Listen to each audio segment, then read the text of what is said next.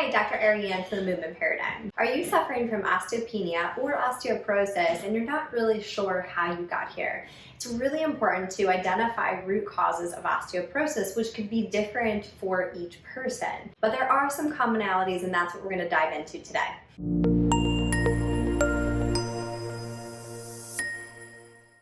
So what we eat, what our environment looks like, and the toxins that we're exposed to, the amount of stress and activity we have are all going to play into how our body is building bone and breaking down bone. So it's really important to look at a lot of our modifiable lifestyle factors to see how we're digesting and absorbing our food, for example, to make sure that we're getting the optimal amount of nutrients that we need for proper bone health. So now let's dive into 6 potential causes of low bone density. Number 1 is chronic inflammation. As I say in most of my videos, 90% of all chronic disease is linked to excessive or persistent inflammation. So this is no different. Now for each person, there could be different inflammatory drivers such as food, bugs, toxins, trauma, hormones. But it is important to identify what those inflammatory drivers are for you to begin to address your bone health.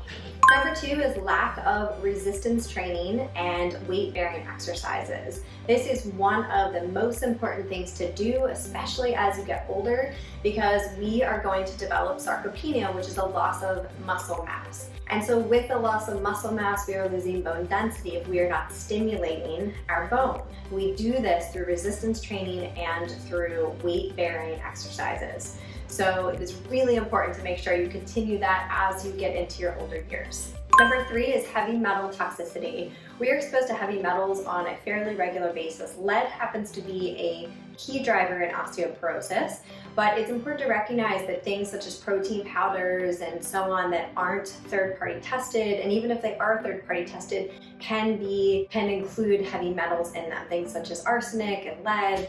So it's important to really make sure that you're assessing those things, those products, those supplements, to try to lessen the load of those, because some of us can be much more sensitive to heavy metals than others. But as we get older, we have what we refer to as a toxic burden. So we have all these little toxins, plastics, heavy metals, and so on, herbicides, pesticides. But again, our ability to detoxify is unique for each person. So one person may have a very high toxic load and toxic burden, not be able to take any more, and that could affect their bone health, where another person might be totally fine. So it's important to assess that for you. Number 4 is low estrogen. So as women especially are going through menopause, their estrogen is shifting from their ovaries to their adrenal glands. And so with this decrease in estrogen, that can significantly affect bone health.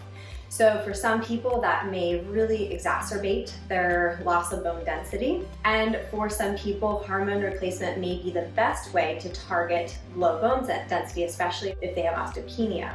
Now, for a lot of people, hormone replacement may not be appropriate, and for various family histories and beliefs and so on. So it's important, though, either way, to recognize that that can be a key driver in your osteopenia or osteoporosis.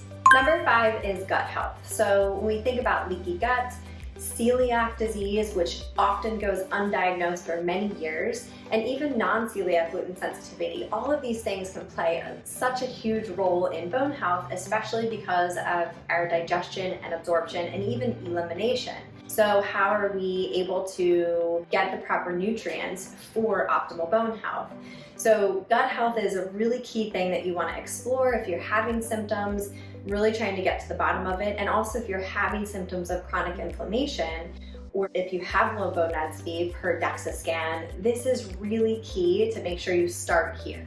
And last but definitely not least, number 6 is smoking. I don't need to say too much about this, but smoking is one of the biggest drivers for low bone density. So please make sure that if you're smoking, that you really consider getting the help that you need to be able to quit, because this is one of the things that can really negatively impact your overall health. So hopefully this little overview gave you some food for thought about how to begin to address your low bone density. And if this was helpful, give it a like, give it a share. Make sure you subscribe to our YouTube channel, The Movement Paradigm, for weekly tips on mindset, nutrition, and movement.